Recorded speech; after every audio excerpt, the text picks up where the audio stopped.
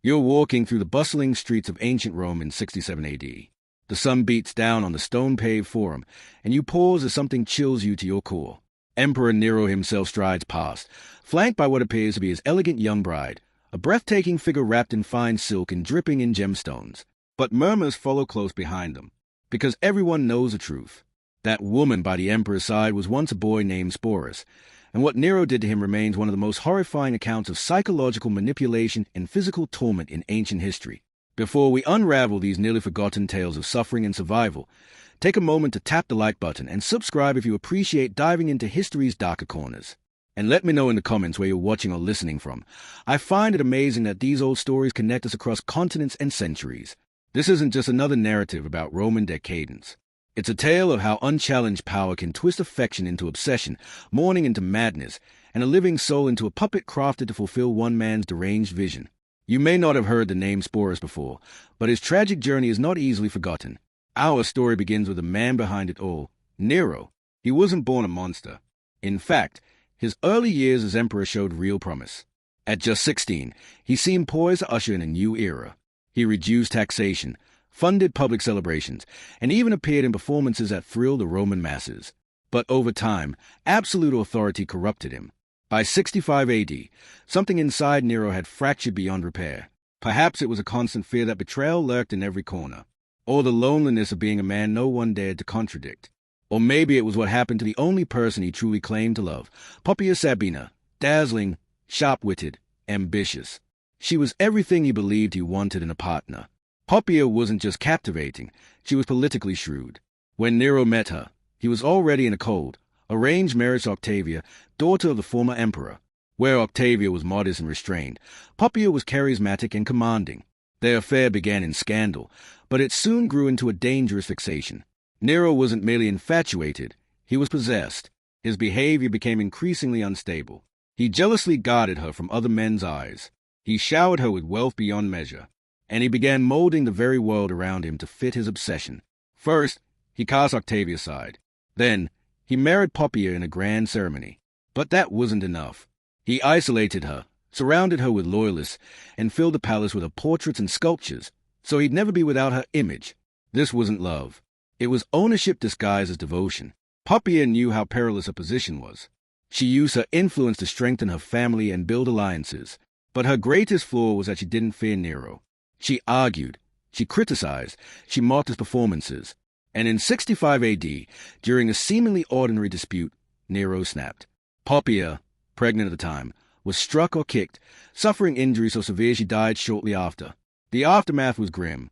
Nero, faced with the consequences of his rage, collapsed. He pleaded with her corpse, summoned doctors too late, and constructed an elaborate tomb. He even declared her a goddess and forced the court to pretend she still lived. Her seat at feast left vacant, her name still spoken in the present tense.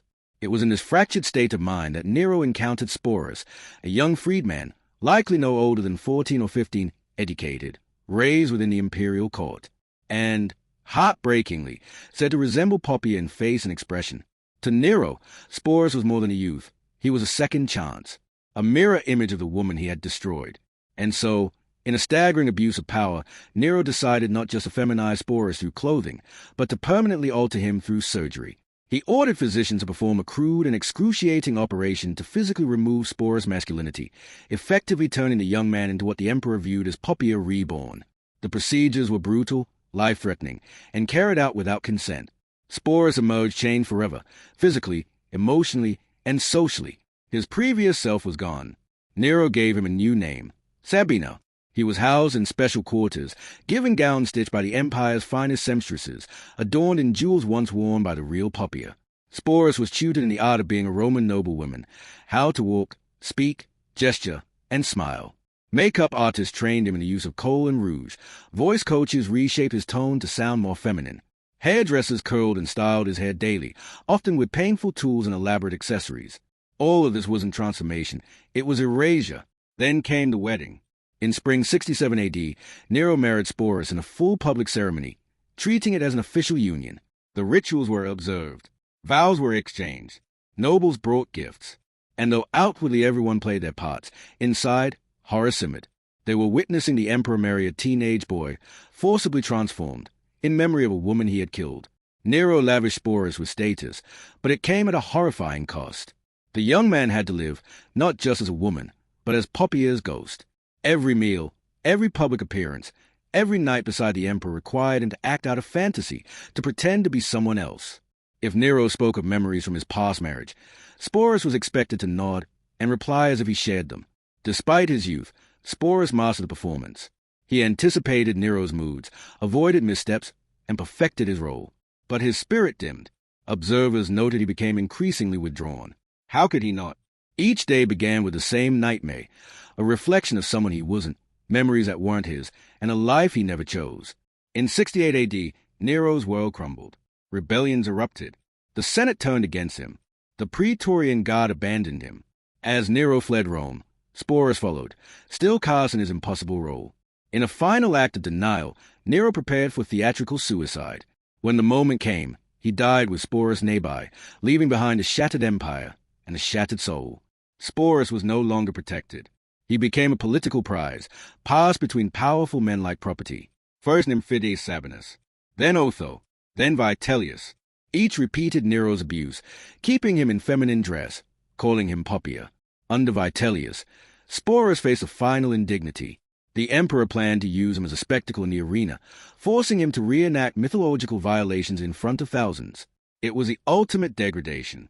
Sporus chose instead to die by suicide, perhaps by poison, at just 20 years old. His final act was his only escape from the nightmare he had been forced to live. Yet history remembers him more as a symbol than as a person.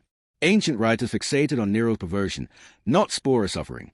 But we must not forget, this was a child, a human being, whose identity was stolen, whose body was violated, and whose pain was masked behind jewels and silks.